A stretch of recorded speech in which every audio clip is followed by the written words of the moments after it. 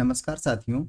इस वीडियो में हम रेशियो एंड प्रोपोर्शन चैप्टर के प्रीवियस ईयर क्वेश्चन सॉल्व करेंगे और इन पीवाईक्यूज के थ्रू मैं आपको एकदम सटीक, सरल और समय बचाने वाली अप्रोच सिखाऊंगा, जिसकी मदद से आप एग्जाम में इजीली क्वेश्चन को अटेम्प्ट कर पाएंगे। तो चलिए शुरुआत करते हैं from the very first question on the screen, जो 2024 में पूछा गया, यूपीएससी सीसेट 2024 में।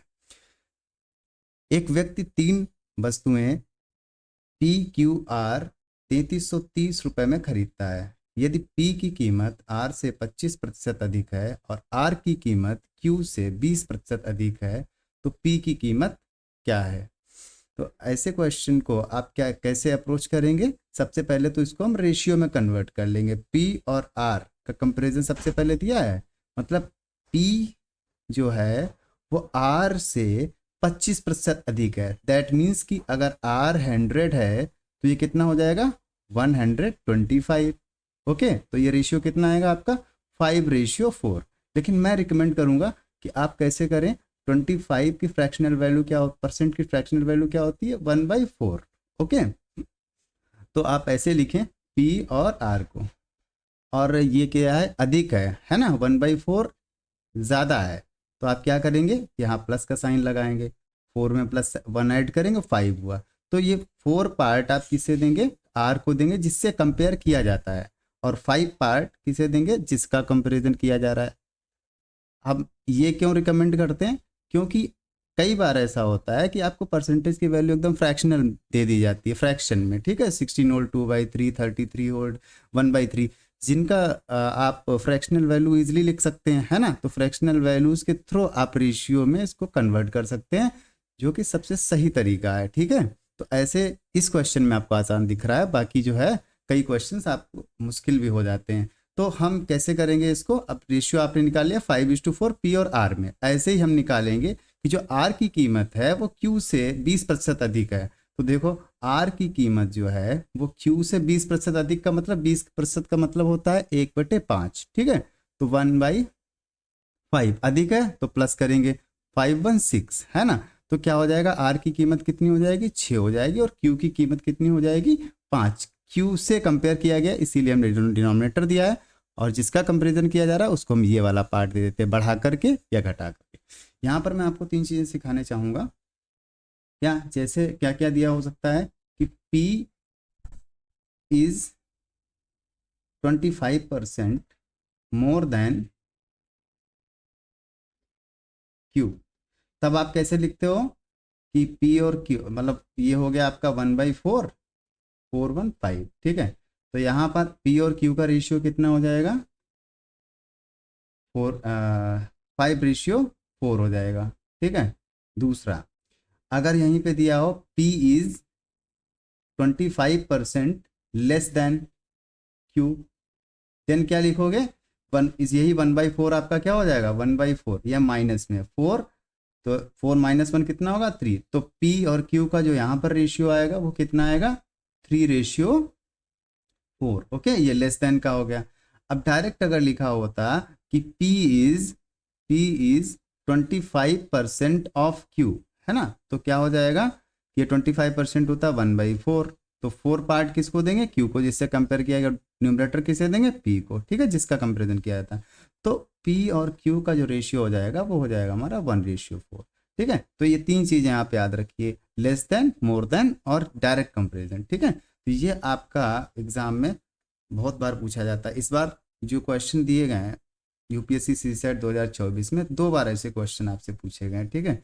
तो मैं आपको यहीं से डायरेक्ट सॉल्यूशन बताता हूँ, ये हटाने के बाद। ये तो मैंने बस सिखाने के लिए आपको लिखा है, ठीक है? तो आई होप आप समझ गए होंगे कि कैसे इसका हम रेशियो में कन्वर्जन करेंगे जब कंपेरिजन आपका परसेंटेज में दिया हो, ठीक है? तो ऐसे आप कर लेंगे। तो अब हम अपना एक्चुअल सोल्यूशन को प्रोसीड करेंगे, जो हमने रेशियोज़ में कन्वर्जन कर लिया है। क्या है हमारे पास जो आया है? वो P और किसका रेशियो निकल के आया है? P और R का रेशियो निकल के आया था, दैट इज 5:4। ओके, और क्या निकल के आया है? R और रेशियो Q निकल के आया है, दैट इज रेशियो 6:5। ओके, तो अब आप यहाँ पे देख पा रहे होंगे, एक नई चीज़ आपको सिखाने वाले हैं यहाँ पर, कि जब आप यहाँ देख रहे होंगे ये R, ये वाला, और ये R, है ना, दोनों के दोनों यहाँ पे आर है, लेकिन जब रेशियो में हम देखते हैं ये दोनों क्या है 4 और 6 है, तो ये भी तो बराबर होने चाहिए थे, तभी बैलेंस्ड रेशियो होगा। बराबर करने के लिए आप क्या करोगे, 4 और 6 का एलसीएम लोगे। एलसीएम लेकर के आप बराबर करते हो, जैसे डिनोमिनेटर में बराबर किया करते थे फ्रैक्शंस में, है ना। तो 4 और 6 का जो एलसीएम होगा वो हमारा क्या होगा 12 होगा। तो 4 में आप 3 से मल्टीप्लाई करेंगे तब 12 होगा, तो पूरी फ्रैक्शन में पूरे रेशियो में हमको करना पड़ेगा। ऐसे ही 6 में आप 2 से मल्टीप्लाई करते हैं तब 12 होगा, तो 2 से आपने मल्टीप्लाई कर दिया। तो यहाँ पर जो हमारे बैलेंस्ड रेशियो आएंगे वो कितने आएंगे, 5 3 ज़ा 15 एंड 4 3 ज़ा 12, और यहाँ पर क्या आएगा 2 6 ज़ा 12 एंड 2 5 ज़ा 10। तो हमारा जो रेशियो निकल के आ गया है पी क्यू आर में, पी क्यू और आर में जो रेशियो निकल के आ गया दैट इज 15 रेशियो 12 रेशियो 10, है ना। तो यही दिया था कि 3 वस्तुएं जो है ना वो पी क्यू आर 3330 रुपये में खरीदते हैं तीनों मिल करके। तो आप तीनों को जरा ऐड करिए, तीनों का पार्ट रेशियो में कितना है, दैट इज 37। ओके, और 37 पार्ट की वैल्यू आपकी यही 3330 रुपये है।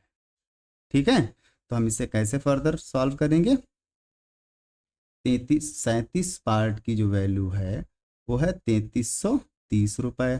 आपसे पूछा गया पी पार्ट की वैल्यू, है ना, पी की कीमत क्या है, तो पी की कीमत यहाँ पर 15 है रेशियो में, है ना। तो इसे सॉल्व करेंगे, देखो 37 गुणे 3 तो 111 होता है, और देख तो 333 क्या होता है 111 गुणे 3, है ना, या इसे 30 कर लो, यहाँ से 3 बार कटेगा तो कितना आया 90, तो ये आ जाएगा 90 गुणे 15 बराबर कितना आ गया हमारा 15 नियम 135, और जीरो लगा देंगे 1350 रुपये। इस क्वेश्चन का आंसर आ गया हमारा। ठीक है, 1350, डी ऑप्शन इज करेक्ट। आसान क्वेश्चन पूछा गया था। Let's move on to the second question. ठीक है, ये भी कुछ वैसा ही है, देखो यहाँ पर भी तो कंपेयर किया गया है, तो कैसे वही चीज़ हम यहाँ पर इस्तेमाल करेंगे। 20% कम है, दिख रहा ना, पी का वेतन क्यू के वेतन से 20% कम है, दैट मीन्स 1/5। तो ऐसे लिखेंगे पी और क्यू, 20% क्या होता है 1/5, कम है तो क्या -5 - 1 4। ठीक है, तो कंपेयर किया गया क्यू से, तो क्यू को 5 पार्ट देंगे, और पी का कंपेरिजन किया गया तो इसको 4 पार्ट देंगे। ठीक है, तो रेशियो पी और क्यू का जो हमें मिल गया है वो कितना आ गया, पी और क्यू का जो रेशियो मिल गया है वो है हमारा 4:5। ओके, अनदर कंपेरिजन क्या दिया गया, जो कि किसके लिए यूज किया गया, क्यू के लिए, है ना, जो कि क्यू क्या कहा है, जो कि आर के वेतन से। अब देखो आर के वेतन से कंपेयर किया गया, याद रखना जिसका कंपैरिजन किया जाए ना उसके राइट साइड में लिखोगे तो आपके सबकॉन्शियस माइंड में बैठ जाएगा और आप आसानी से कर पाएंगे। ठीक है, तो आर का वेतन से कंपेयर किया गया, 20% कम है, दैट मीन्स कि 1/5, यानी वही चीज़ है, 5 - 1 कितना हो गया 4, तो 4 किसे देंगे क्यू को एंड 5 किसे देंगे आर को। तो क्यू और आर का अब हमारे क्या रेशियो मिल गया, दैट इज 4:5 अगेन। अब जरा देखिए यहाँ पर ध्यान से, आप देख पा रहे होंगे 4:5 दोनों हैं, लेकिन यहाँ पर एक चीज़, यहाँ क्यू आपको देखने को मिल रहा है, यहाँ पर आपको क्यू देखने को मिल रहा है, यहाँ भी क्यू है, लेकिन ये रेशियो में क्या है 5 और 4 है। अब इसका एलसीएम क्या होगा 5 और 4 का, अब ये सी बात है कितना होगा 20। ठीक है, तो 4 से आप ऊपर मल्टीप्लाई कर दें तब 20, क्योंकि 5 में जब आप 4 से मल्टीप्लाई करते हो तभी तो होता है 20। 4 से मल्टीप्लाई कर दें और नीचे 5 से कर दें, तो हमारा जो नया रेशियो निकल के आएगा बैलेंस्ड वो क्या होगा 16:20, और ये क्या होगा 5 4 20:25। ठीक है, तो अब हमें जो रेशियो मिल गया P ratio Q ratio R वो क्या हो जाएगा हमारा 16:20:25। अब देखें आगे क्वेश्चन में क्या दिया है, आर का वेतन पी के वेतन से कितने प्रतिशत अधिक है। देखो आर का वेतन मतलब ये वाला, ठीक है, एक मिनट, आर का वेतन दिस वन किससे कंपेयर किया गया है, आर का वेतन पी के वेतन से कितने प्रतिशत अधिक है। अब देखो यहाँ पर ये कितना रेशियो में ज़्यादा है, साफ साफ दिख रहा है +9 है, और कंपेयर किससे किया गया है पी के वेतन से, जिसके वेतन से कंपेयर किया जाता है उसको डिनोमिनेटर में रखते हैं। ठीक है, तो जो कितना परसेंटेज अधिक है यही हमसे पूछा गया, परसेंटेज मोर, तो वो है हमारा फ्रैक्शन में जो जितना ज़्यादा है वो है 9। किससे कंपेयर किया गया? 16 से। मल्टीप्लाई करेंगे किससे? 100 से, तभी तो परसेंटेज निकलता है।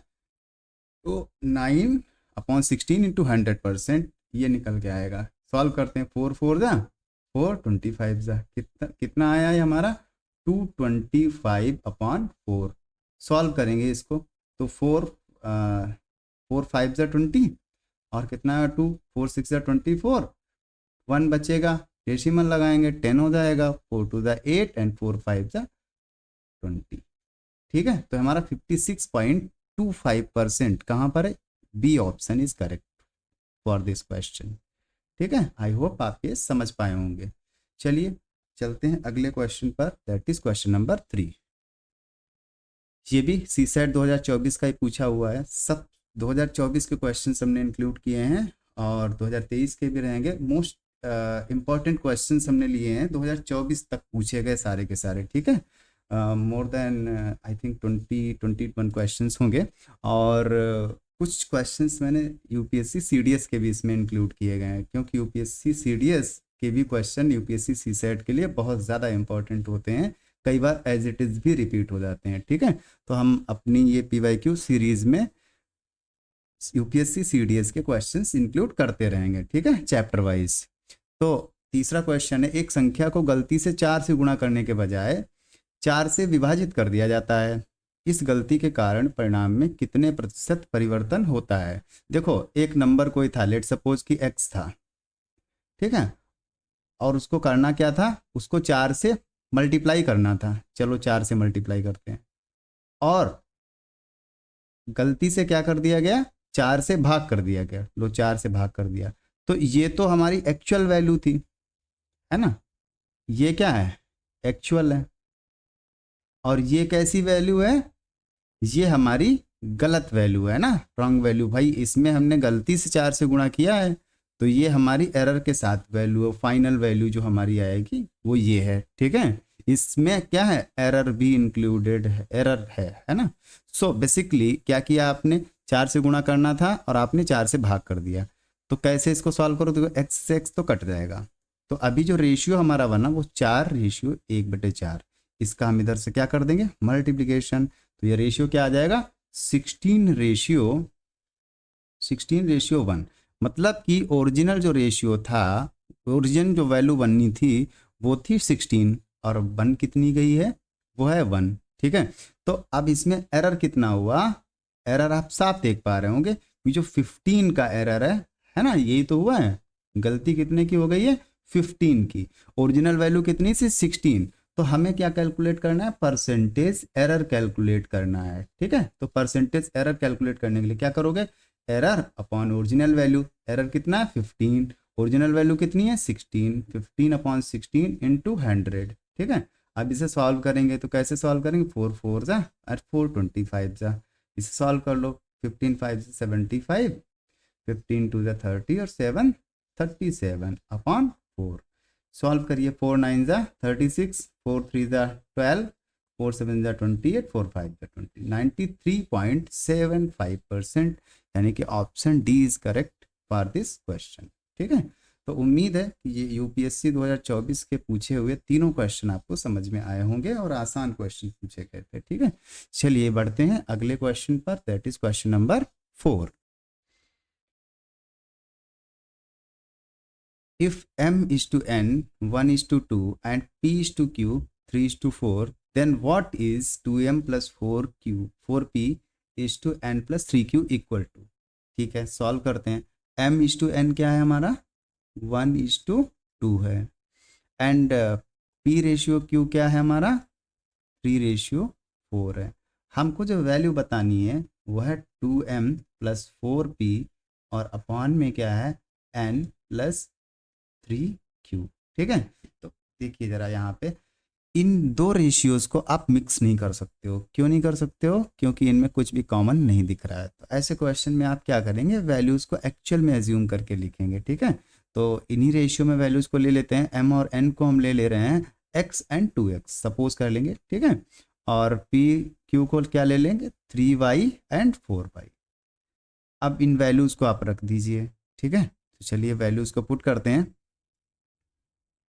यहाँ पर ये किसकी वैल्यू, ये m की है, ये n की है, ये p की वैल्यू एज्यूम की है और ये q की, इसमें रख देते हैं आराम से। क्या आएगा 2 इंटू एम, एम की जगह पे क्या रखेंगे हम, x रखेंगे, प्लस है ना 4p। अब 4p है, p की जगह पे क्या रखोगे 3y, है ना 4 इंटू 3y अपॉन में क्या आएगा n, n कितना है हमारा 2x है, यहाँ से देखिए 2x है, प्लस क्या करेंगे 3 क्यूब, 3 और q कितना है 4y। जरा सॉल्व करिए, क्या आएगा 2x प्लस 12y और अपॉन में क्या आएगा 2x प्लस 12y। ये कट के हमारा क्या आ जाएगा 1। तो इसका मतलब ये जो रेशियो आया है वो 1:1 का है। ठीक है, ये first option is correct for this answer. ठीक है, इजी क्वेश्चन था। Let's move on to the question number 5। यदि a plus B ratio b plus C ratio c plus a, ये कितना है 5:7:6।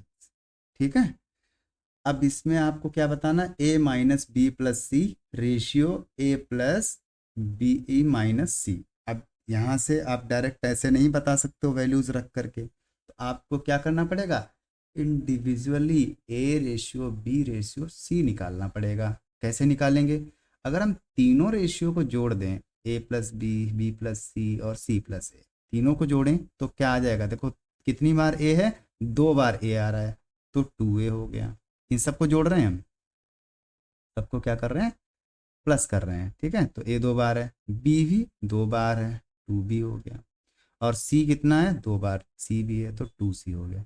इसको सबको जोड़ा तो हमारा ये निकल के आया, और रेशियो में जोड़ेंगे तो 7 + 5 12 और 6 कितना हो गया 18 हो गया। तो यहाँ से 2 अगर हम कॉमन ले लें तो a plus B plus C part की जो वैल्यू होगी वो 18, और अगर यहाँ से हटा दें 2 9 ज़ा 18 यहाँ पर आ जाएगा, तो a plus B plus C part की जो एक्चुअल वैल्यू आ गई दैट इज़ 9।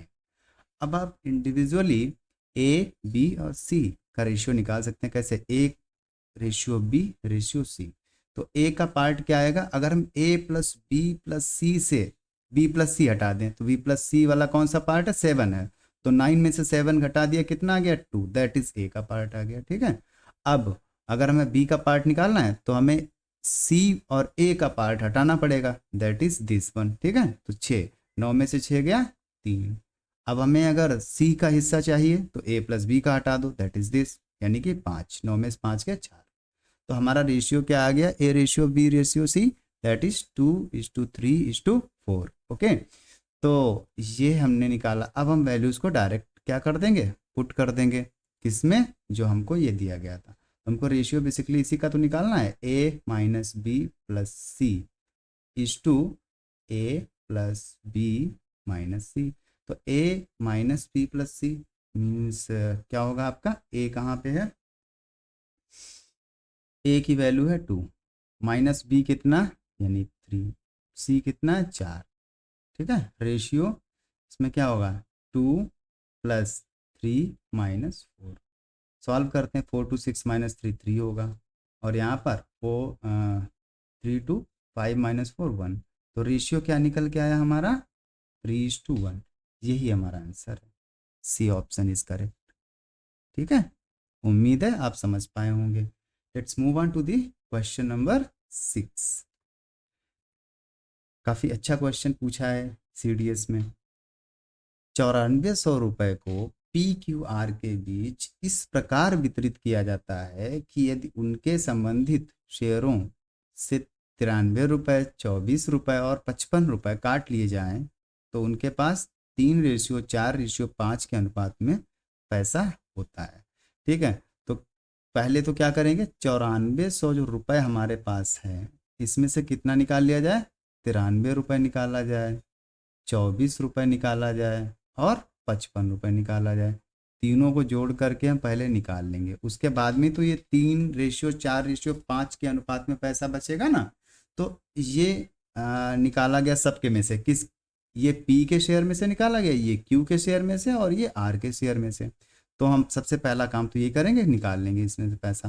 तो 9400 में से 3 4 7 5 12 और ये 9 1 10 तो 12 और 5 17, 172 रुपये यहाँ से हटा दीजिए 9400 से।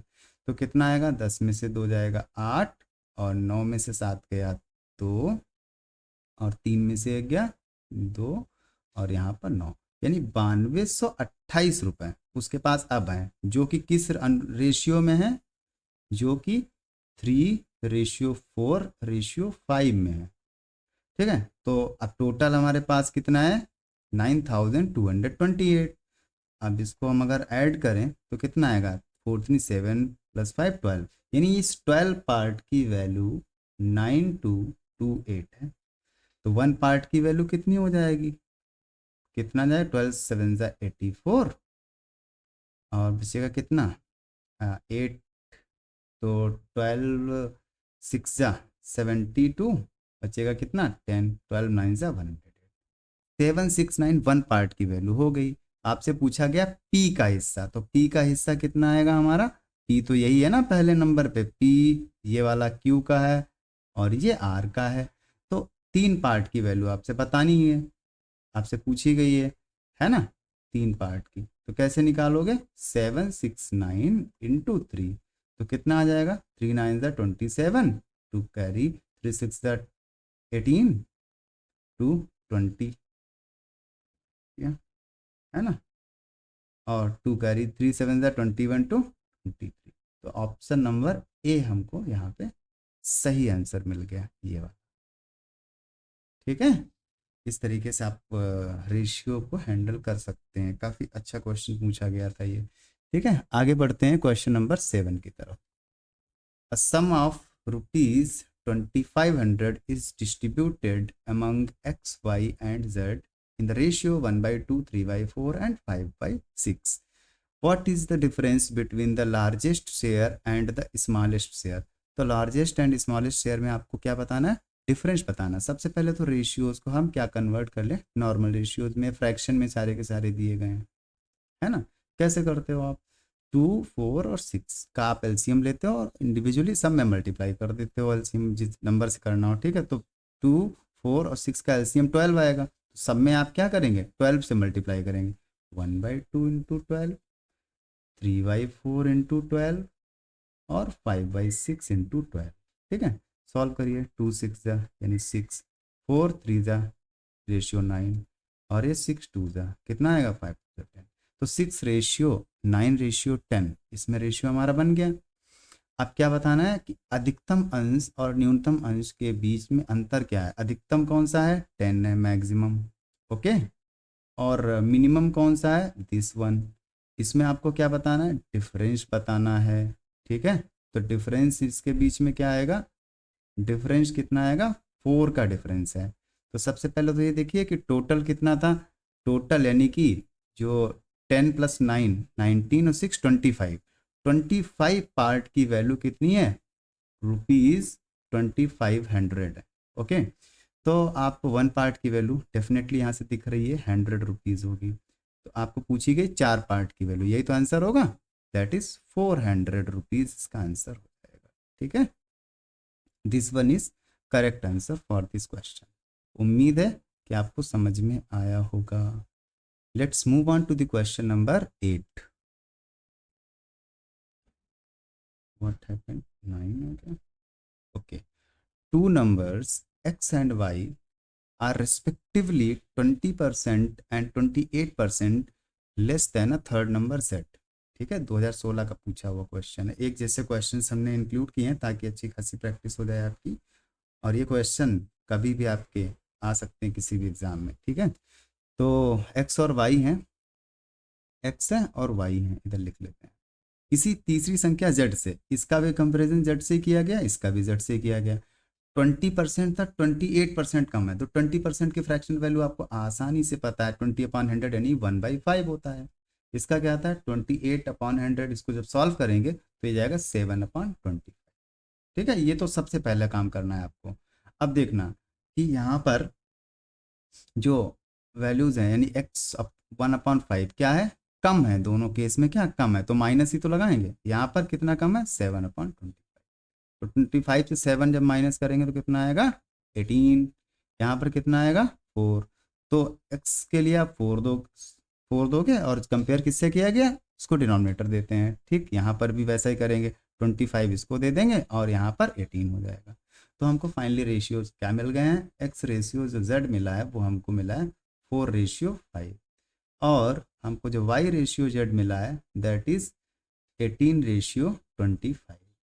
ठीक है, तो अब हम इसे सॉल्व करेंगे कैसे, y का x से कंपेयर करके हमको बताना कितने प्रतिशत कम है। तो हमको पहले तो x y z में हमको बताना पड़ेगा कि रेशियो क्या है। अब देखो यहाँ पर भी z है, यहाँ पर भी आपका z है और यहाँ नीचे भी z है, लेकिन ये दोनों आपस में बराबर नहीं है। क्या करोगे, जस्ट इसमें 5 से मल्टीप्लाई कर दोगे और बराबर हो जाएगा।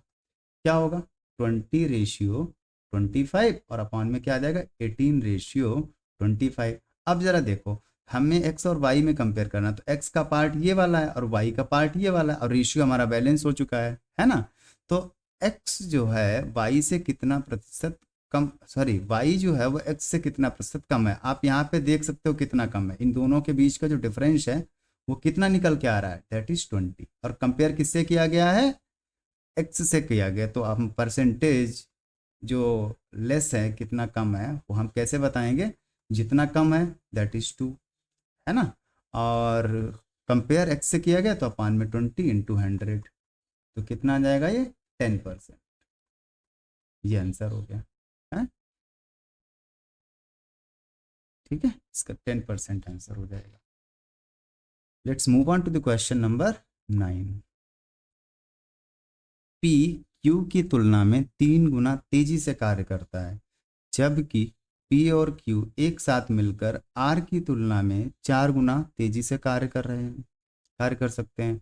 यदि P, Q और R एक साथ मिलकर किसी कार्य को करते हैं तो उन्हें आपस में अपनी आय को किस अनुपात में बांटना चाहिए। तो कैसे करेंगे, देखो जब भी कोई काम करता है, ठीक है, तो अपनी जिस इफिशियंसी के साथ वर्क करता है उसी इफिशियंसीज में पैसे भी बटेंगे।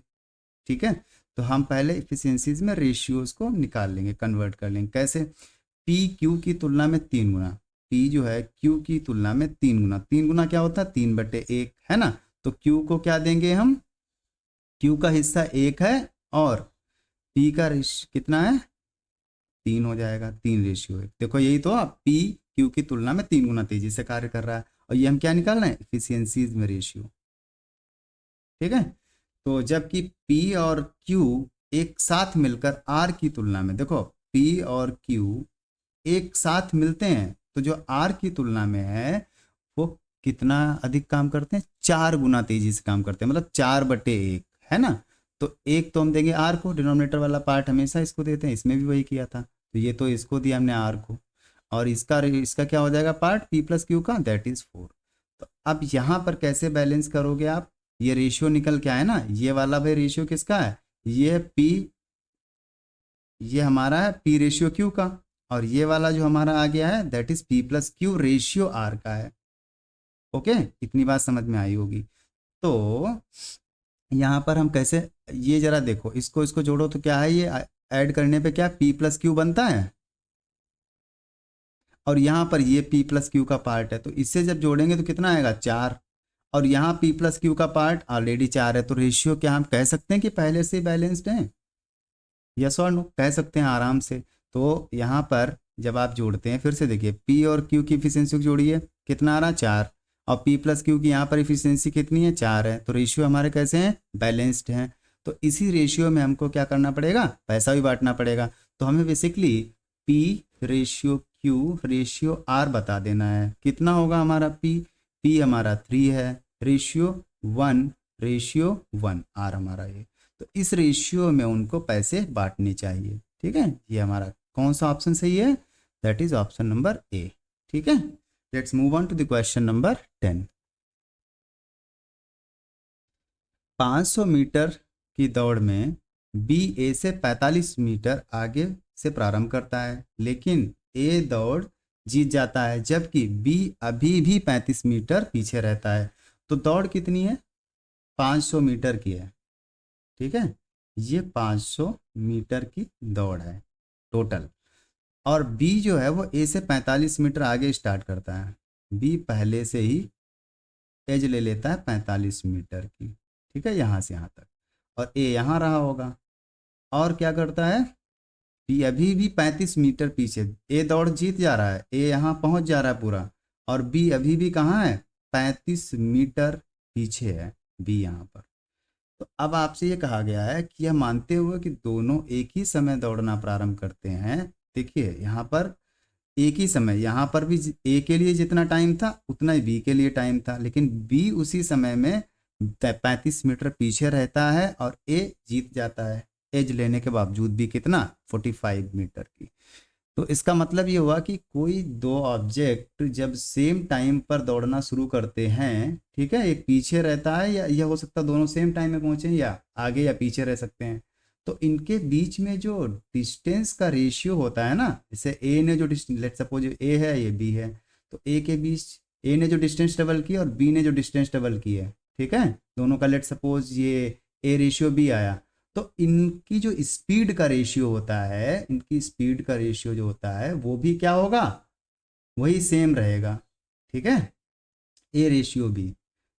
क्यों, क्योंकि जो डिस्टेंस है वो स्पीड के डायरेक्टली प्रोपोर्शन में होता है। क्या फॉर्मूला था, distance is equal to speed into time. तो डिस्टेंस किस पर डायरेक्टली प्रोपोर्शन है, स्पीड के और टाइम की। क्यों, क्योंकि जितना ज़्यादा स्पीड होगी उतनी ज़्यादा डिस्टेंस ट्रेवल करेंगे, डिस्टेंस जितनी ज़्यादा होगी और टाइम जितना ज़्यादा होगा उतनी ज़्यादा डिस्टेंस ट्रेवल करेंगे, है ना, जितना ज़्यादा समय उतना ज़्यादा डिस्टेंस, जितने ज़्यादा डिस्टेंस ट्रेवल करनी हो उतने ज़्यादा टाइम चाहिए, है ना। लेकिन इतना याद रखना कि स्पीड और डिस्टेंस का जो आपस में जो बेसिकली रिलेशन होता है वो होता है इन्वर्सली, ठीक है। तो कभी भी जब आपको स्पीड का रेशियो मिल जाए दो ऑब्जेक्ट का, तो उनका इन्वर्स रेशियो जो है ना वो टाइम का होगा। ऐसे वाइस वर्सा टाइम का अगर दिया तो स्पीड का। तो आपसे क्या पूछा गया, ए की चाल का बी की चाल से अनुपात क्या है। तो ए ने कितनी डिस्टेंस ट्रेवल की, डी लिख दे रहे हैं डिस्टेंस के लिए, और बी ने कितनी डिस्टेंस ट्रेवल की है, इन दोनों का क्या निकाल लो, रेशियो निकाल लो।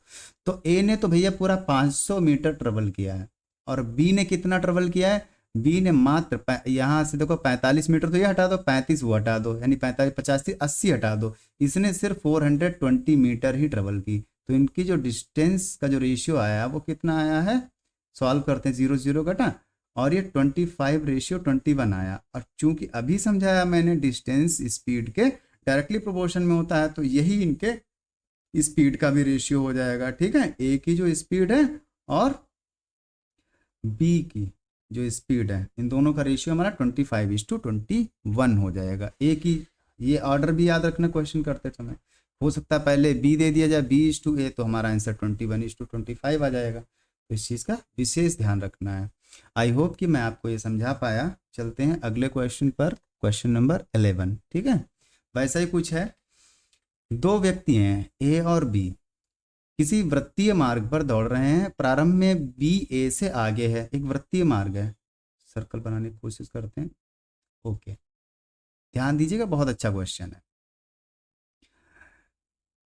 बी जो है, फिर से वैसा क्वेश्चन, ए और बी किसी वृत्तीय मार्ग पर दौड़ रहे हैं। प्रारंभ में बी जो है वो ए से आगे है, यहाँ पर ए से आगे, कितना आगे है ये आपको एंगुलर डिस्टेंस में दिया गया है, ठीक है, कोणीय दूरी में कितना है, हालांकि ये हमने थोड़ा सा इनएक्यूरेट लिया है, 30 डिग्री इतना कहीं पे होगा, लेट सपोज यही मान लेते हैं, ठीक है। ये कितना 30 डिग्री यहाँ से ऐसे करके बी है। फिर क्या होता है, 30 डिग्री कोण बनाता है, देखो क्या कहा गया, फिर से पढ़ के समझाते हैं। दो व्यक्ति ए और बी किसी वृत्तीय मार्ग पर दौड़ रहे हैं, इधर दौड़ रहे हैं, लेट सपोज ऐसे चल रहे हैं, ठीक है, बी इधर दौड़ रहा है, ए इधर दौड़ रहा है, बी इधर दौड़ रहा है, ठीक है, वृत्तीय मार्ग पर दौड़ रहे हैं। प्रारंभ में बी जो है वो ए से आगे है, बी ए से आगे है, तथा उनकी स्थितियां वृत्त के केंद्र पर 30 डिग्री का कोण बनाती हैं। जब ए उस बिंदु पर पहुंचता है जो कि उसके प्रारंभिक बिंदु से व्यस्तता सम्मुख है, डायगोनली अपोजिट है, मतलब ए जो है भैया यहाँ पहुंच जाता है, ए यहाँ पहुंच जाता है आराम से, तो ए ने जितना ट्रेवल किया वो कितना होगा हमारा, वो पूरा का पूरा हो जाएगा 180 डिग्री। जो ए ने ट्रेवल किया है वो 180 डिग्री पूरा ट्रेवल किया। लेकिन मुझे बताओ, ए तो पूरा पूरा डायगोनली अपोजिट गया, मतलब 180 डिग्री चला, लेकिन बी कितना चला होगा, बी की अगर हम बात करें तो वो मात्र चला होगा हमारा यहाँ से यहाँ तक, यानी 150 डिग्री, राइट, क्योंकि 30 डिग्री को तो पहले वो एज ले चुका था। अब इनके द्वारा जो डिस्टेंस का जो रेशियो होगा, डिस्टेंस ट्रेवल्ड बाई ए, ठीक है ना, डी लिख दे रहे हैं, और डिस्टेंस ट्रेवल्ड बाई बी, तो इनका जो रेशियो आएगा वो कितना आएगा, ए ने तो 180 पूरा ट्रेवल किया है 180 डिग्री, और बी ने कितना ट्रेवल किया है 150 डिग्री ट्रेवल किया है। आपसे क्या पूछा गया, और ए और बी की चालों का अनुपात, वैसा ही क्वेश्चन बिल्कुल आ गया, ए की स्पीड का रेशियो बी से बी की स्पीड का रेशियो कितना आ जाएगा हमारा, सॉल्व करो, 3 6 जा एंड 3 5 जा, that is 6:5, option A is correct. Okay, this one is correct for this answer. तो उम्मीद है आप ये क्वेश्चन समझ पाए होंगे। चलते हैं अगले क्वेश्चन पर, that is question number 12। Peter और पॉल की मासिक आय 4:3 के अनुपात में है। पीटर, यही से लिख दें, पीटर और पॉल की मासिक आय, इनकम, ऐसे लिखते हैं, ऐसे, इनकम का जो रेशियो है वो कितना है, 4:3 में है। उनके एक्सपेंसेस का जो रेशियो है वो क्या होगा, 3:2 में है। और दोनों के दोनों भैया सेव करते हैं कितना, ये भी 6,000 रुपीज़ बचाता है और ये भी 6,000 रुपीज़ बचाता है, 6,000, हाँ।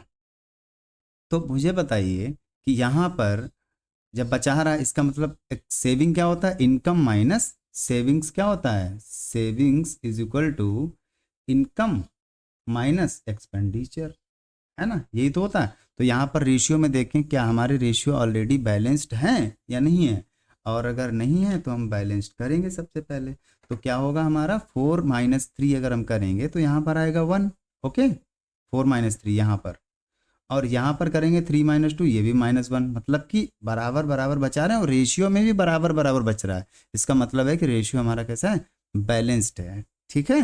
तो कैसे क्या करोगे भाई, 4 - 3, ये 1 पार्ट की ही वैल्यू आपकी 6,000 है, 1 पार्ट की वैल्यू है ₹6,000। आपसे पूछा गया उनकी मासिक आय में, उनकी मासिक आय बता देनी है। तो बताइए, इनकम मतलब पीटर की जो इनकम होगी वो क्या होगी, वो 1 पार्ट की वैल्यू 6,000 और 4 पार्ट की वैल्यू आपको बता देनी है। तो पीटर की जो इनकम आ गई है वो है 24,000, और पॉल की जो आएगी वो क्या होगा, 1 पार्ट की वैल्यू 6,000 है और 3 पार्ट की वैल्यू बता देनी है, यानी कि 18,000 पॉल की आ गई। तो ये इनकम किस, ये इतने रुपीज़ हैं, ठीक है, ये भी इनकम। तो 24 और 18,000, 24,000 and 18,000, first part is correct, ठीक है, फॉर दिस क्वेश्चन। तो आगे बढ़ते हैं क्वेश्चन नंबर 13 की तरफ। एक्स और वाई की मासिक आय 4:3 के अनुपात में है, ठीक है, एक्स और वाई, देखिए वैसा ही क्वेश्चन ये पूछा गया आपका, 4 और 3 अनुपात में है उनके मासिक, वैसे सेम क्वेश्चन। देखिए ये 2015 में पूछा गया और ये 2017 में पूछा गया, इसीलिए कहते हैं PYQs लगाना बहुत ज़्यादा ज़रूरी है आप किसी सेट एग्ज़ाम के लिए, या किसी भी एग्ज़ाम की अगर आप तैयारी कर रहे हैं तो PYQs बहुत ज़्यादा इम्पोर्टेंट होते हैं, ठीक है। तो ये x/y क्या है, 4:3 है, वैसे ही क्वेश्चन है, सेम डिजिट्स भी हैं, देखिए कुछ भी चेंज नहीं किया गया, तो आप ये खुद से कर सकते हैं, है ना, यू कैन। आगे बढ़ते हैं क्वेश्चन नंबर 14 की तरफ। वही आंसर हमारा आएगा, इसमें क्या पूछा गया, कुल मासिक आय, तो कुल मासिक आय कितनी हो जाएगी, 24 और 18 कितना जोड़ देंगे, 24, पिछले क्वेश्चन में देखो 24 और 18 कितना आ जाएगा हमारा, 42,000 रुपये। तो इसका आंसर क्या आ जाएगा, 42,000, ये वाला पीछे सॉल्व किया है, ठीक है। आगे बढ़ते हैं क्वेश्चन नंबर 14 की तरफ, बहुत अच्छा क्वेश्चन है, कहाँ चला गया, ये है। एक दुर्लभ सिक्कों के ढेर में प्रति 3 स्वर्ण सिक्कों पर एक स्वर्ण सिक्का है। तो देखो, गोल्ड क्वाइन, ध्यान दीजिएगा, गोल्ड क्वाइन का रेशियो किससे, नॉन गोल्ड क्वाइन, अस्वर्ण मतलब नॉन गोल्ड, ठीक है। तो गोल्ड कॉइन और नॉन गोल्ड कॉइन, इसमें रेशियो देखते हैं। तो क्या कहा गया, एक दुर्लभ सिक्कों के ढेर में प्रति 3 अस्वर्ण, तो पहले 3 अस्वर्ण का रेशियो किससे दिया गया है,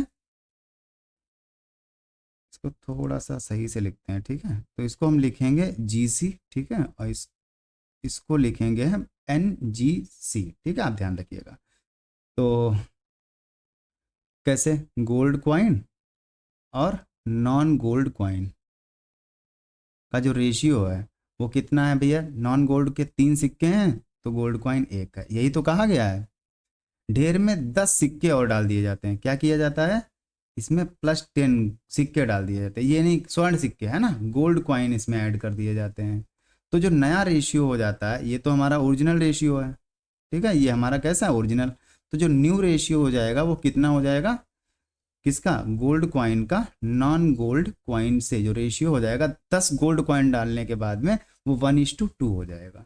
अब मुझे एक बात बताओ, इसमें डाले गए गोल्ड कॉइन्स और तो गोल्ड कॉइन हमारा चेंज हुआ ही नहीं, 1 के 1 में ही रहा रेशियो में, तो इसका मतलब क्या है, ये बैलेंस्ड नहीं है, बैलेंस करना पड़ेगा भाई। हमारा नॉन गोल्ड कॉइन तो वही होना चाहिए, 3 था और यहाँ 2 हो गया, तो इसको हमें बैलेंस करना है ना, तभी तो ये निकल के आएगा गोल्ड कॉइन कितने उसमें डालेंगे रेशियो में पार्ट, ठीक है। तो यहाँ पे लिख देते हैं ये +10 गोल्ड कॉइन आपने डाले, तो आपको जो बैलेंस करना है वो नॉन गोल्ड कॉइन, क्योंकि नॉन गोल्ड कॉइन तो डाला ही नहीं गया, वो तो उतना का उतना ही रहेगा। तो इन दोनों को आप बैलेंस करेंगे रेशियो में, कैसे करेंगे, ऊपर वाले में आप क्या करेंगे, 2 से मल्टीप्लाई करेंगे और इसमें किससे करेंगे, 3 से, तभी तो बराबर होगा। 2 3 का LCM 6 होता है, तो ये हमारा 2 रेशियो कितना आ जाएगा, 6, नीचे किससे मल्टीप्लाई करेंगे, 3 से, तो आएगा 3:6। अब देखो ये नॉन गोल्ड कॉइन दोनों सेम हो गए, तो जो यहाँ पर 2 + 1 हुआ ना, इसी 1 पार्ट की वैल्यू कितने की बराबर है, 10 के बराबर है।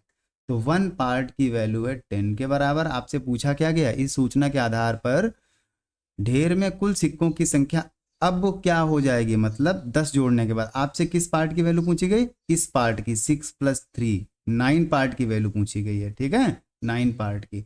अगर 8 पार्ट की निकालोगे तो वो ओरिजिनल पहले वाली निकल के आ जाएगी, ठीक है। तो यहाँ पर क्या करेंगे, 9 पार्ट की वैल्यू हम निकाल देंगे, तो जो हमारा आंसर आ जाएगा वो क्या होगा, 90, ओके, 90 कॉइन्स, इनमें दोनों होंगे, गोल्ड कॉइन भी और नॉन गोल्ड कॉइन भी। तो आप समझ पाए होंगे, अच्छा क्वेश्चन था, CSET का पूछा हुआ, ठीक है। अगला question number 15, A and B are two heavy blocks of steel. If B is placed on top of A, the weight increased by 60%। अब ध्यान दीजिए, अगर इसमें देखो क्या है, 2 ब्लॉक हैं, एक A है और एक है B, ठीक है। अब क्या कहा जाता है कि अगर हिंदी में पढ़ते हैं, ए और बी स्टील के 2 भारी खंड हैं, बी को ए के ऊपर रख दिया जाता है तो वजन 60% बढ़ जाता है। इसका मतलब ये है कि ए और बी का जो ए से रेशियो होगा, ध्यान दीजिए, ए का ही तो बढ़ जा रहा है 60%, तो ए का बढ़ जा रहा है, इसका मतलब कितना, वैसे भी कर सकते हो 6 कितना 3/5 बढ़ जाता है ना, तो 8 हो जाता है, ये 8 हो जा रहा, ये आपका, चलो आसान कर देते हैं, ये 100 है और ये 160 हो जा रहा है बढ़ करके, ठीक है, समझ पाए। तो ये कितना रेशियो होगा, 5 से काटेंगे 25 जा 28 जा, ठीक है। वैसे भी आप कर सकते थे, कैसे कि 60% बढ़ जाता है, मतलब 3/5 बढ़ जा रहा है ना, तो इसमें ऐड करोगे 5 3 8, 8 पार्ट किसे दोगे, A + B को, और कंपेयर किससे किया जा रहा है, A से, तो 1 हमारा 5 हो जाएगा। ये रेशियो निकल आया किसका, A + B का A से निकल आया है। अब क्या कहा जाता है, दूसरा रेशियो हम कैसे निकालेंगे, कैसे डराइव करेंगे, हाँ, फिर कहा गया बी को ए के शीर्ष से हटा दिया जाए, अब हटा दिया गया, तो मतलब अब जो ए का रेशियो, A + B का जो रेशियो है वो, अब इससे किसको हटाया गया, ए के शीर्ष से इसको हटा दिया गया, तो क्या हो गया, तो ए और बी का जो कुल वजन है तुलना में कितना प्रतिशत कम हो जाएगा। तो देखो जरा भाई, यहाँ पर सबसे पहला काम क्या है, आपने रेशियो निकाल लिया और यहाँ से अभी हम कितना हटा देना, ये जो 8 पार्ट है ना, A + B का है ना, तो B अगर हटा दो, तो B जरा हटाओ तो कितना आएगा, B हटाओगे यानी कि 3 ही तो होगा B का, यहाँ पर A + B है और यहाँ A है, तो माइनस करो तो 3, ये B का पार्ट हमारा 3 आ गया। अब B को अगर हमने हटा लिया तो देखिए ध्यान से पढ़िए, तो ए और बी के कुल वजन की तुलना में, तुलना किससे किया गया, ए और बी का कुल वजन, तो ए और बी का कुल वजन नीचे रखेंगे डिनोमिनेटर में और बी का पार्ट ऊपर रखेंगे और 100 करेंगे, तब हमारा रिक्वायर्ड परसेंटेज निकलेगा। तो 3/8 इंटू 100 सॉल्व करेंगे तो ये कितना आएगा हमारा, 4 2 जा एंड 4 25 जा 75/2, दैट इज 37.5%। आंसर आ गया हमारा। उम्मीद है कि आप समझ पाए होंगे। ठीक है, चलिए आगे बढ़ते हैं क्वेश्चन नंबर 16 पर। किसी पद के लिए 120 आवेदनों में से 70 पुरुष हैं और 80 के पास ड्राइविंग लाइसेंस है। इसके कितने के पास है, 80 के पास है। 120 आवेदनों में से लिखते हैं, रुपीस क्यों लिखते हैं यहाँ पर, सॉरी फॉर दैट। ठीक है, ये 120 आवेदन है, 120 है टोटल आवेदन, और इसमें से 70 तो क्या है, मेल है, कितने 70, और फीमेल कितने होंगे, तो फिर ऑब्वियस सी बात है 50। ओके, 50 तो हमारे पास यहाँ पर ये फीमेल के लिए हो जाएंगे। आवेदनों में 70 पुरुष हैं और 80 के पास ड्राइविंग लाइसेंस, मतलब 80 मेल नहीं, 80 टोटल। तो टोटल किस ड्राइविंग लाइसेंस वाले लोग कितने हैं, डीएल जिनके पास है वो हैं 80 हैं। ठीक है, तो आपसे ये पूछा गया है कि ड्राइविंग लाइसेंसधारी पुरुषों की अधिकतम और न्यूनतम संख्या के बीच क्या अनुपात होगा। तो देखो पुरुषों की क्या पूछा गया, ड्राइविंग लाइसेंसधारी पुरुषों की अधिकतम संख्या, तो मेल के पास जो है अधिकतम संख्या में कितनी हो सकती, 70 के पास ड्राइविंग लाइसेंस हो, क्योंकि 70 ही है। यही तो केस बनता है कि भैया 70 जो है मेल के पास आ जाए। पॉसिबिलिटीज क्या क्या बन रही है हमारी, जो देखिए यहाँ पे लिख के दिखाते हैं, 70 के पास, 70 मेल के पास है और 10 फीमेल के पास। पहली कंडीशन ये बन सकती है, तभी तो मैक्सिमम मिलेगा। और मिनिमम के लिए क्या होगा, मिनिमम के लिए सभी फीमेल को आप ड्राइविंग लाइसेंस दे दो, फीमेल जितनी है, और बचे कितने, 30 मेल बचे। तो ये मिनिमम मेल है और ये मैक्सिमम है। तो मैक्सिमम टू मिनिमम यानी कि 70:50, 30 तो फीमेल होंगे, तो ये रेशियो निकल के आएगा 7:3। इसका आंसर हो जाएगा। ठीक है, ये C part is correct. Let's move on to the question number 17। In a city's adult population, 40% of men and 30% of women are married. What is the percentage of married adults given that no man is married to more than one woman and no woman is married to more than one man and there are no widows or widowers among them। तो जो last की information आपको दी है ये बहुत ज़्यादा काम की है इस क्वेश्चन के लिए। ठीक है, इससे हम क्या इन्फर करते हैं, इससे ये इन्फर करते हैं कोई भी व्यक्ति है उसके 2 स्पाउस नहीं है, पहली चीज़। दूसरी चीज़ कि अगर कोई व्यक्ति मैरिड है तो वो अपने स्पाउस के साथ में है। ठीक है, मतलब स्पाउस अलाइव है, कहने का मतलब ये कोई विडोज या विडोअर नहीं है। ठीक है, तो यहाँ से एक चीज़ साफ साफ हमको मिलती है कि नंबर ऑफ मैरिड मैन, इस लाइन से हम लिख दें यहाँ पर कि नंबर ऑफ जो मैरिड मैन है बेसिकली वो क्या है, बराबर होंगे नंबर ऑफ अनमैरिड वुमेन से। ठीक है, number of married men will be equal to number of married women। ठीक है, तो अब इसे हम इजीली हैंडल कर सकते हैं कैसे, पहले रेशियो में कन्वर्ट कर लेते हैं। तो मैरिड एंड अनमैरिड,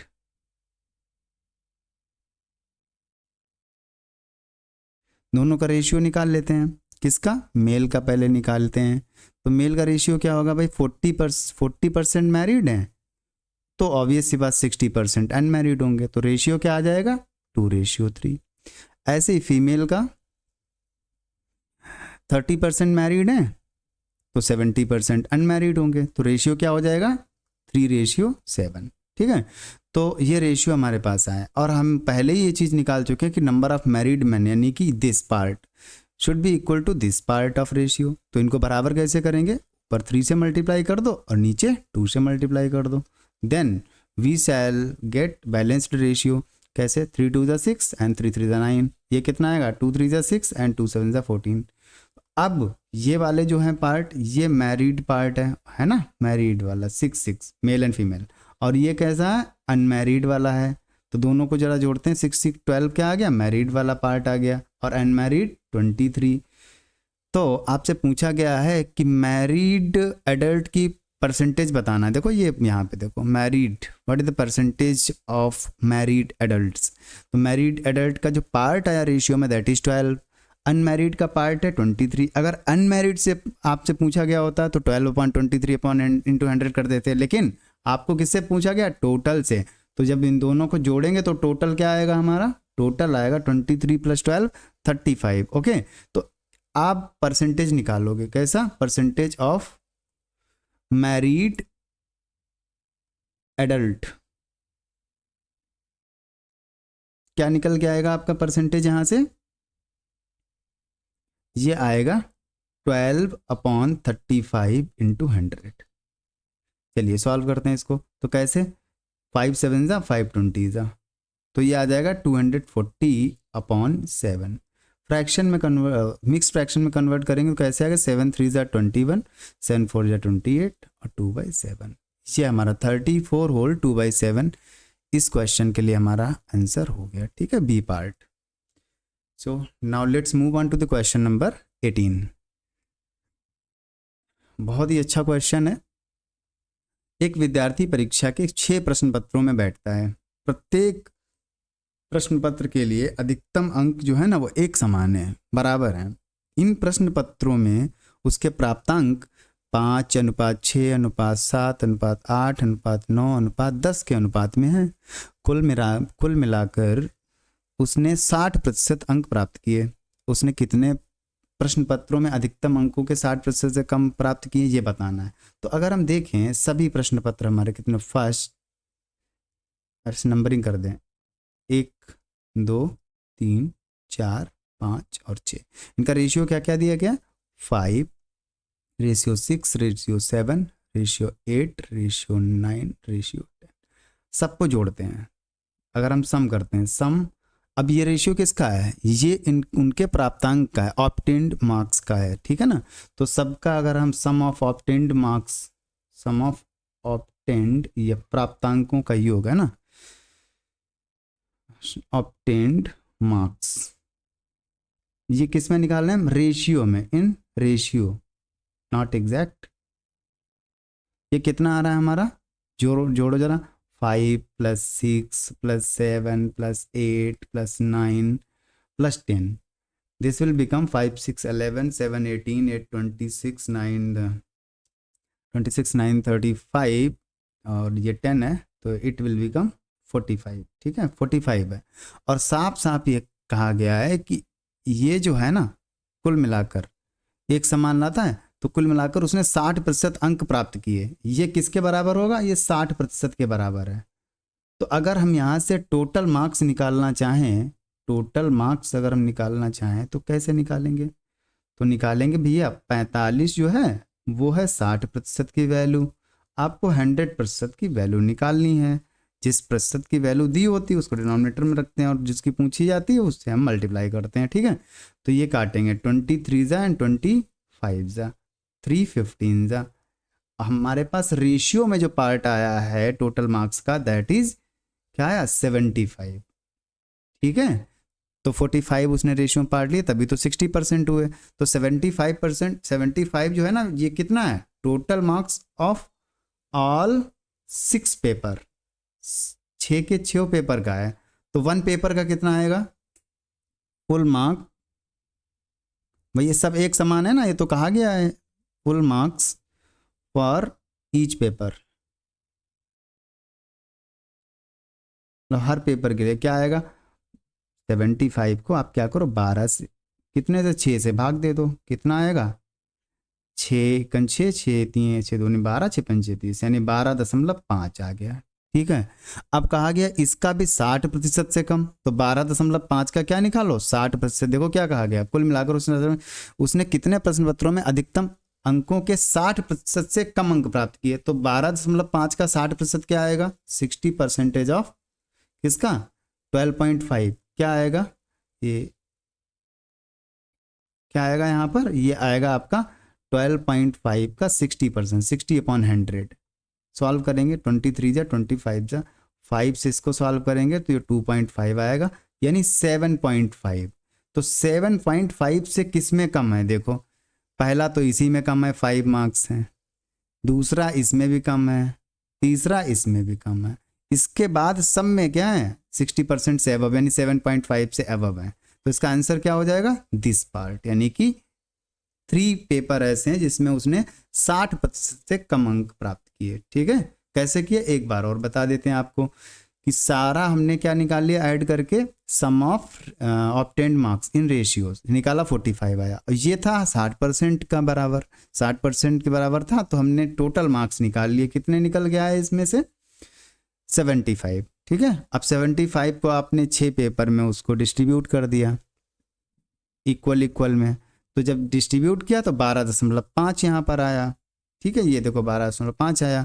अब इसका 60% निकाला तो 60% जब निकाला तो 7.5 आया। अब 7.5 से कम कितने में उसने स्कोर किया है, 1, 2 और 3, यही हमारा आंसर हो जाएगा 3। ठीक है, चलिए बढ़ते हैं अगले क्वेश्चन की तरफ, दैट इज क्वेश्चन नंबर 19। ठीक है, ये CDS का पूछा हुआ बहुत ही अच्छा क्वेश्चन है, रेशियो का, बैलेंसिंग का। ठीक है, तो PQR 3 ग्लास हैं, एक P है, एक Q है और एक R है। ठीक है, जिसमें किसका किसका रेशियो दे रखा है, सभी गिलास दूध और पानी के मिश्रण से पूरी तरीके से भरे हुए हैं, और P में दूध और पानी का अनुपात 1:2 है, P में जो 1:2 है, किसका किसका है ये लिखना ज़रूरी होता है, मिल्क टू वाटर रेशियो है। ठीक है, दूध और पानी का अनुपात 1:2 है, Q में ये अनुपात 2:3 है, और R में ये अनुपात कितना है, 3:1 है। ठीक है, तो आपको इसमें ये भी दिया कि इसकी जो कैपेसिटी है, कैपेसिटी का जो एक क्वेश्चन आता है जो कैपेसिटी सब में सेम रहती है, सेम ग्लास होता है ना, सेम वॉल्यूम होता है, तो उसमें कोई दिक्कत नहीं, वो तो डायरेक्ट वॉल्यूम बराबर कर लेते हैं, लेकिन इसमें अलग से दे रखा है आपको, तो 1:2:3 ये वॉल्यूम दिया है। तो यहाँ पर अगर हम देखें गौर से तो क्या दिख रहा है हमको कि इसमें जो वॉल्यूम है बराबर नहीं है। देखो इसको इसको जोड़ो, 1 और 2 कितना आएगा, 3 आएगा ना, साइड में लिख लीजिए कहीं, पहले वाले में 3 आ रहा है, इसमें क्या रहा 3 2 5 आ रहा है ना, और इसमें क्या आ रहा 3 4 आ रहा है, मतलब वॉल्यूम जो है ना डिजायर्ड रेशियो में है नहीं, पहले 1:2:3 में होने चाहिए ना, और ये किस में है वॉल्यूम 3:5:4 है। तो हमें क्या करना होगा, इस वॉल्यूम इस रेशियो को हमें 1:2:3 में बनाना है। कैसे बनाएंगे हम, तो इस काम करते हैं, इनका लेते हैं सबसे पहले हम LCM, 3 5 15, 3 5 और 4 का तो कितना आएगा, आई थिंक ये 60 हमारा आएगा। ठीक है, तो 60 बनाने के लिए पहले में किससे मल्टीप्लाई करेंगे, 20 से, इसमें कितने से करेंगे 12 से, इसमें कितने से करेंगे 15 से, तो रेस्पेक्टिवली हम यहाँ पर भी वही मल्टीप्लिकेशन कर देने वाले हैं। तो 20, 12 एंड 15, ये हमारा रेशियो क्या हो जाएगा, 1:1 के रेशियो में आ जाएगा, 1:1:1, मतलब वॉल्यूम सेम के बराबर। लेकिन हमको करना क्या है, वॉल्यूम का रेशियो बनाना 1:2:3, तो हम क्या करेंगे 1:2:3 के रेशियो में हम मल्टीप्लाई कर देंगे। अब जो रेशियोज आएंगे वो बैलेंस्ड होंगे हमारे रेशियो। कैसे, देखो 20 से मल्टीप्लाई करो तो 20 कितना आएगा हमारा 40, इसमें क्या आएगा, तो 12 × 2 24 की मल्टीप्लिकेशन करेंगे तो ये आ जाएगा हमारा 48 रेशियो, 48 3 से कितना होगा, देखो 12 24 72, यहाँ पर 72 हो गया, और 15 3 जा 45, 45 3 यानी 135, और ये 45 1 जा 45।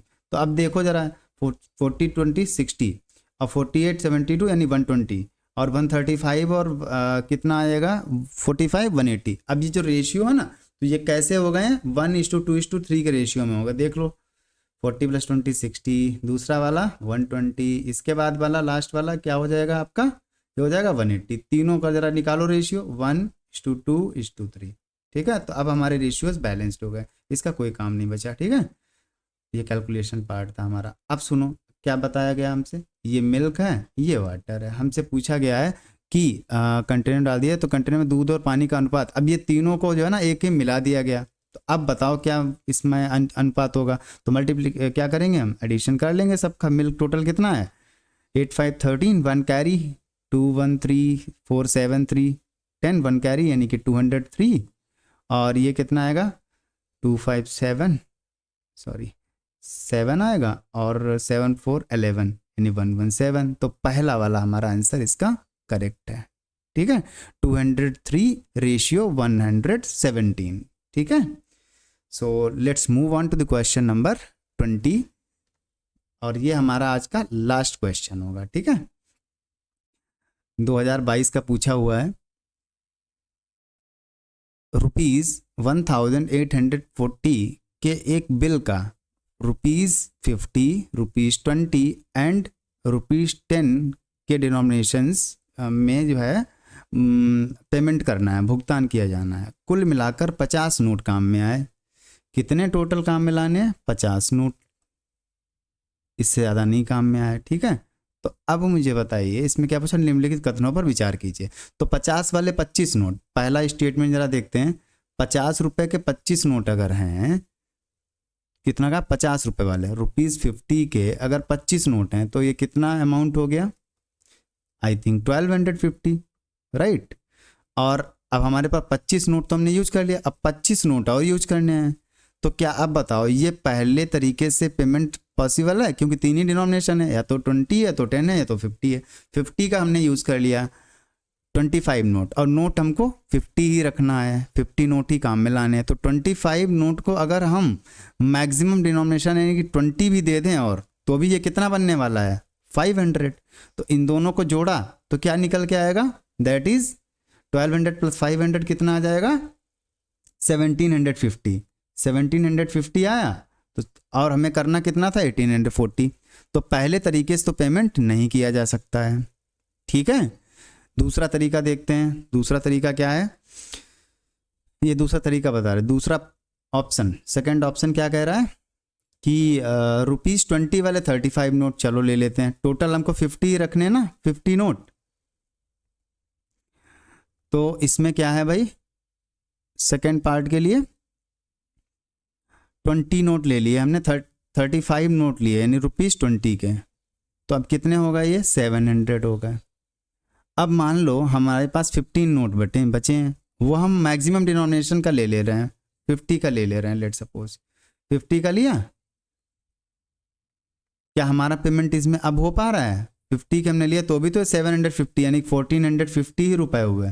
जब 1450 रुपीज़ हुए, जो कि हमारा क्या है, यहाँ पर भी ये छोटा पड़ गया 1840 के, तो यहाँ भी पेमेंट नहीं हो पाएगा पूरी तरीके से। ठीक है, तो पहला ऑप्शन नहीं है, दूसरा ऑप्शन भी नहीं है। तीसरा समझिए, थर्ड ऑप्शन में क्या है कि ₹10 वाला 20 नोट ले लिए, चलो ठीक है, ₹10 के हमने 20 नोट ले लिए, और हमको 30 और लेने हैं। तो 30 को अगर हम मैक्सिमम डिनोमिनेशन में भी ले लें 50 का, चलो ले लेते 50 रुपए के, तो क्या पेमेंट हो पाएगा, देखो जरा, 200 रुपीज़ और प्लस ये कितना आ जाएगा 1500, राइट, 1500, तो ये 1700 ही हुआ। अब 1700 भी क्या आपका है, छोटा है 1840 से, तो थर्ड वाला भी आपका नहीं हो पाएगा, सेकंड वाला भी और फर्स्ट वाला भी नहीं। तो कहने का मतलब ये कि ऑप्शन डी इसका आंसर सही है, तीनों क्या है, सही नहीं है। ये देखो क्या लिखा है, सही नहीं है, तो तीनों ऑप्शन इसमें गलत हैं। ठीक है, तो उम्मीद है आज के वीडियो से आपको काफ़ी चीज़ें सीखने को मिली होंगी, और हमने 20 क्वेश्चंस यहाँ पर डिस्कस किए हैं, काफ़ी चीज़ें समझाने का प्रयास किया है। मिलेंगे बहुत जल्दी एक नए वीडियो में, till then take care, bye bye.